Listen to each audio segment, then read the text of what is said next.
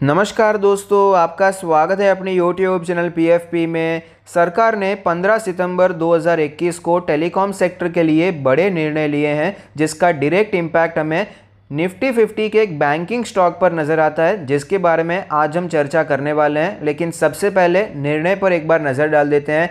Cabinet ने AGR dues पर 4 year moratorium approve कर दिया है, जो कि बहुत पॉजिटिव है। टेलीकॉम में 100% एफडीआई भी अप्रूव कर दिया है और एजीआर में अब से नॉन टेलीकॉम रेवेन्यू इंक्लूड नहीं करने वाले हैं। पहले क्या होता था कि एजीआर का मतलब क्या है, एडजस्टेड ग्रॉस रेवेन्यू। तो पहले एजीआर में टेलीकॉम कंपनीज का जो नॉन टेलीकॉम रेवेन्यू था उसे कंसीडर किया जाता था, लेकिन अब से वो नहीं होने वाला। एक और पॉजिटिव चीज़ ये है कि जो पेंडिंग एजीआर ड्यूज थे उस पर जो इंटरेस्ट लगता था वो मंथली बेसिस पे कंपाउंड हो रहा था, लेकिन अब से ऐसा नहीं होने वाला है। अब से ये ईयरली बेसिस पे कंपाउंड होने वाला है। तो पूरे सेक्टर के लिए पॉजिटिव है, जियो एयरटेल के लिए पॉजिटिव है, लेकिन वोडाफोन आइडिया के लिए बहुत पॉजिटिव बनकर आती है। सिंपल रीजन है, वोडाफोन आइडिया की हालत बहुत खराब नजर आती थी। तो ये सारी न्यूज़ आशा की किरण बन के सामने आ रही है, जिसके कारण स्टॉक में हमें अच्छी तेजी देखने को मिली और उन बैंकिंग स्टॉक में भी अच्छी तेजी नजर आती है, जिसके बुक्स का अच्छा खासा एक्सपोजर भी वोडाफोन आइडिया ने लेकर रखा था। उन्हीं में से एक बैंक के बारे में आज हम बात करने वाले हैं।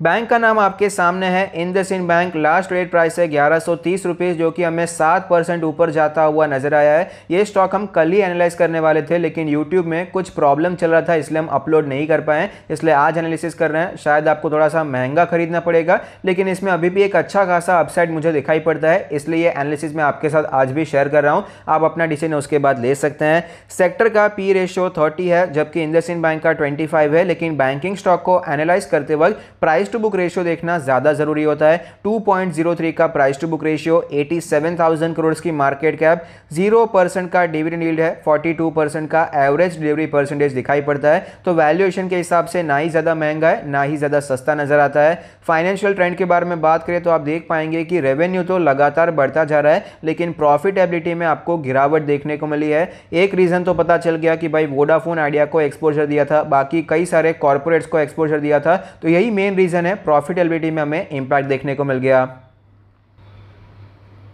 मार्केट शेयर के बारे में बात करें तो क्रेडिट कार्ड ट्रांजैक्शन में 4.9% का मार्केट शेयर है, बैंक एडवांसेस में 2% का मार्केट शेयर है, मोबाइल बैंकिंग ट्रांजैक्शन में 1.2% का मार्केट शेयर है और बैंक डिपॉजिट्स में 1.7% का मार्केट शेयर। सेगमेंट ब्रेकअप के बारे में बात करें तो रिटेल बैंकिंग 56.7% है, कॉर्पोरेट बैंकिंग 24.3%, ट्रेजरी 18.6% और अदर्स है 0.5%।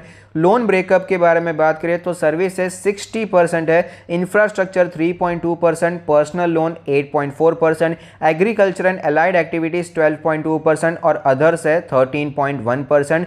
ऑपरेशनल मैट्रिक्स के बारे में बात करें तो नेट इंटरेस्ट मार्जिन है 4.06%, जो कि काफ़ी डिसेंट नज़र आता है। ग्रॉस एनपीए 2.88% है, जो कि ऑफकोर्स डिसेंट नज़र आता है, हालांकि यहाँ पर इंक्रीज हमें दिखाई पड़ता है। कासा रेशियो के बारे में बात करें तो 42% का कासा रेशियो है, ये भी काफ़ी अच्छा है। कासा वर्सेस लायबिलिटीज़ के बारे में बात करें तो 30.09% है, जो कि ओके नज़र आता है। ये रेशियो मैं आपको समझा देता हूँ कासा वर्सेस लायबिलिटीज़ क्या है। बैंक को लोन देने के लिए पैसे चाहिए, पैसे कहाँ से आएंगे, अलग अलग माध्यम से आ सकते हैं, उसमें से एक माध्यम है कासा। कासा का क्या मतलब है, करंट अकाउंट, सेविंग अकाउंट। इस पर जो ब्याज देना पड़ता है वो बहुत ही ज़्यादा कम होता है। करंट अकाउंट पर तो एकदम मिनिमम होता है, सेविंग अकाउंट में भी आजकल मिनिमम ही हो चुका है, ज्यादा ब्याज देना नहीं पड़ता, फंड यहां पर रेज हो जाता है। तो इसलिए जितना ज्यादा कासा रेशियो अच्छा होता है उतना ही एक अच्छी बात मानी जाती है। सपोज बैंक के पास 100 रुपए उन्होंने लायबिलिटीज की तरह उठाए हैं, उसमें से अगर कासा वर्सेस लायबिलिटीज 30% दिखाई पड़ता है, उसका सिंपल मतलब है कि 100 में से 30 रुपीज कासा में से आते हैं। तो जितना ज्यादा ये नंबर होता है उतना ही ज्यादा पॉजिटिव बात होती है। स्टॉक के चार्ट पर हमें क्लियरली नजर आता है बहुत अच्छी तेजी दिखाई पड़ती है। 1100 का जो रेजिस्टेंस था, जो हमें मार्च में देखने को मिला था, आज हमें ये लेवल टूटता हुआ नजर आया है और वॉल्यूम सपोर्टेड है, ये भी एक अच्छी बात है। आरएसआई के बारे में बात करें तो डेली आरएसआई 76 प्लस है, सारे मूविंग एवरेज के ऊपर ये स्टॉक ट्रेड कर रहा है। वीकली चार्ट के बारे में बात करें तो आप देख पाएंगे वीकली चार्ट पर हमें नजर आता है कि 2000 के लेवल से स्टॉक में गिरावट देखने को मिली और क्रैश में ये 250 तक आता हुआ नजर आया और उस लेवल से ये रिकवर कर रहा है। है अपने 200 वीक्स के मूविंग एवरेज के ऊपर ये जाता हुआ नजर आता है, तो बहुत पॉजिटिव बात नजर आती है। वीकली आरएसआई 65 प्लस चल रही है। मंथली चार्ट के बारे में बात करें तो मंथली चार्ट पर भी सारे मूविंग एवरेज के ऊपर ये शिफ्ट होता हुआ नजर आया। मंथली आरएसआई 54 प्लस हमें दिखाई पड़ती है।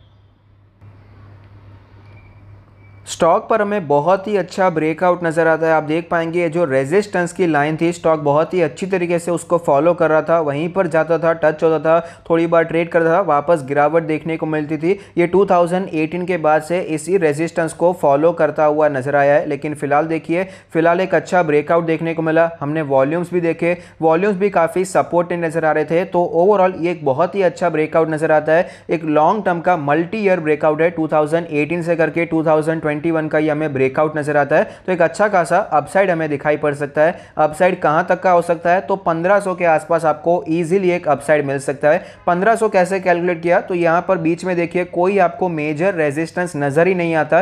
1500 के लेवल पर ही आपको इजीली जाता हुआ नजर आ सकता है। उसके पहले कोई मेजर रेजिस्टेंस यहां पर वीकली चार्ट पर नजर नहीं आता है। तो इस प्रकार से 1450, 1500, 1550 ये जो पूरा जोन है, ये एक अच्छे रेजिस्टेंस जोन की तरह, एक अच्छे टारगेट की तरह हमें दिखाई पड़ सकता है। और ये तो हमने रेजिस्टेंस देखा ही, लेकिन डेली चार्ट पर देखेंगे तो एक शॉर्ट टर्म का रेजिस्टेंस भी हमें टूटता हुआ नजर आया। ये जो रेजिस्टेंस हमें दिखाई पड़ता है, ये भी फिलहाल ही हमें ब्रेकआउट होता हुआ नजर आया। तो शॉर्ट टर्म के हिसाब से 10-15 दिन के हिसाब से तो मेरे हिसाब से ये ऑलरेडी भाग चुका है, यहां पर खरीदारी नहीं करनी चाहिए। लेकिन अगर आपका व्यू थोड़ा सा लंबा है, 6 महीने का है, 1 साल का है, 1.5 साल का है, तो आपको एक अच्छा अपसाइड मिल सकता है। इस लेवल पर अगर आप खरीदते हैं 1130 पर, तो 1500 के हिसाब से आपको 36-40% के अच्छे रिटर्न्स नजर आ सकते हैं। और 1500 का तो पहला टारगेट नजर आता है। अगर ये स्टॉक और ऊपर जाता है तो यहाँ पर पोटेंशियल टारगेट 1800 और 2000 भी हो सकता है, जो कि इसका पुराना ऑल टाइम आया था। लेकिन स्टेप बाय स्टेप जाना चाहिए। पहला टारगेट हमारा 1500 है, उस हिसाब से जैसे जैसे स्टॉक ऊपर जाता है ट्रेलिंग करते जाना चाहिए। इस प्रकार से आप यहाँ पर खरीदारी करने के बारे में सोच सकते हैं। और लास्ट में ये बताना चाहूँगा कि ये स्टॉक हम जो खरीद रहे हैं more of a technical buy है। अगर ये ब्रेकआउट ना होता तो मैं यहाँ पर इंटरेस्टेड नहीं था। हमने फंडामेंटल्स भी देखे, लेकिन मेजरली 70% ये टेक्निकल एनालिसिस से हमने स्टॉक ढूंढा है। पहले टेक्निकल एनालिसिस किया, स्टॉक में ब्रेकआउट हुआ, उसे सपोर्ट करने के लिए हमने फंडामेंटल्स को देखा है। जब हम लॉन्ग टर्म के लिए स्टॉक खरीदते हैं तो पहले फंडामेंटल्स को देखते हैं कि भाई कंपनी कैसी है, कंपनी क्या काम कर रही है, कैसा काम कर रही है। उसके बाद देखते हैं कि टेक्निकली चार्ट पर स्टॉक कैसा है। लेकिन ये एक ट्रेड की तरह मैंने खरीदा है। मेरा थिंकिंग यहां पर ट्रेड के हिसाब से, इसलिए स्टॉप लॉस भी होना बहुत ही ज्यादा जरूरी है। स्टॉप लॉस भी हम यहां पर अप्लाई करने वाले हैं, जो कि है 950 का लेवल। अगर आप रिस्क टू रिवॉर्ड रेशियो देखेंगे तो बहुत ही अच्छा और attractive risk to reward ratio आपको नजर आता है। और जिस प्रकार से स्टॉक मूवमेंट करता है, सपोर्ट लेता जाता है, आप उस प्रकार से अपने स्टॉप लॉस को भी शिफ्ट करते जा सकते हैं। तो अगर आपको ये वीडियो अच्छा लगता है तो प्लीज कोई फीडबैक दीजिए। Thank you, stay happy, happy investing.